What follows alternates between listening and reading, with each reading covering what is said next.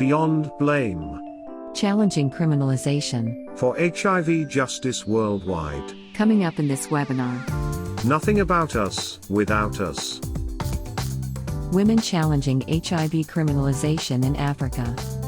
The impact on women and people who use drugs in ICA. Building networks in Mexico and across Francophone Africa. Key populations, who gets prosecuted, where, and why. Bringing science to justice, and justice to science. And a closing message from Edwin Cameron. You can post your questions to the panelists either in the Zoom Q&A text box, or in the Facebook comments under the live stream. This webinar and HIV Justice Worldwide are funded by the Robert Carr Fund.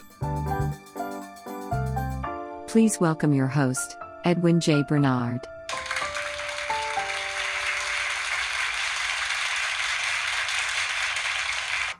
Hi, and welcome to Beyond Blame, Challenging Criminalization for HIV Justice Worldwide at HIV 2020 online. Now, this applause comes from an app, but it's the sound we should all have been creating together if we'd met in person in Mexico City as originally planned. Instead, thanks to COVID-19, we're all meeting online. Now, Beyond Blame has been our flagship global meeting prior to international AIDS conferences since we first met in Melbourne in 2014. At each Beyond Blame since then, in Durban, South Africa in 2016, and in Amsterdam in 2018, the meeting has grown in scope, size, and influence.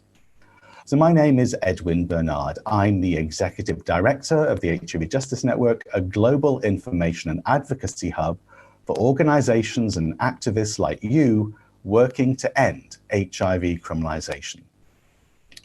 So what do we mean by HIV criminalization?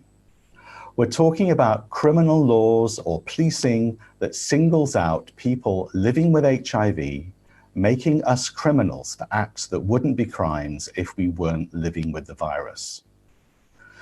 In our most recent Advancing HIV Justice report, we counted 72 countries where thousands of people with HIV have unjustly been criminalized over the years.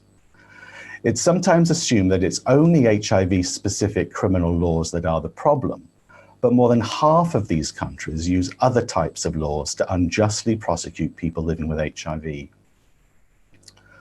Our recently updated website provides all the latest news, data, and tools you'll need to really understand how the issue impacts all of us and impedes the HIV response.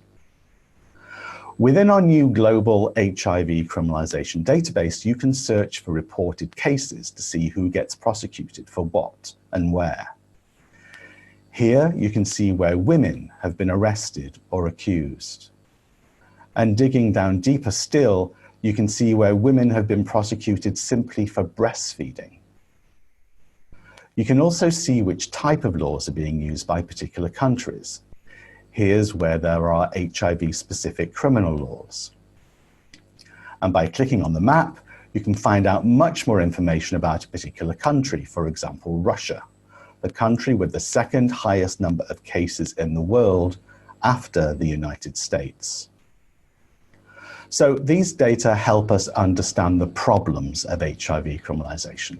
But HIV Justice Worldwide is all about building power together to find solutions.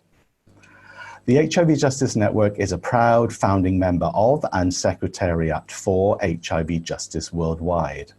And it's run by a steering committee comprising global and regional PLHIV networks and human rights organizations. You'll meet many of them during the next hour as guests on my virtual sofa. If you have questions for me or any of my guests, you can either ask them in the Zoom Q&A, or if you're watching live on Facebook, you can comment under the live stream. In the second part of the program, my co-hosts Nana Khanna and Paul Kidd will ask the guests to answer as many of your questions as they possibly can. So now, I'd like to welcome my first guest. He was a member of ACT UP in the 80s, founded Pause magazine in the 90s, and now runs the US-based Zero Project, which nurtures and empowers PL/HIV leadership to end mass incarceration, racism, social injustice, and of course, HIV criminalization.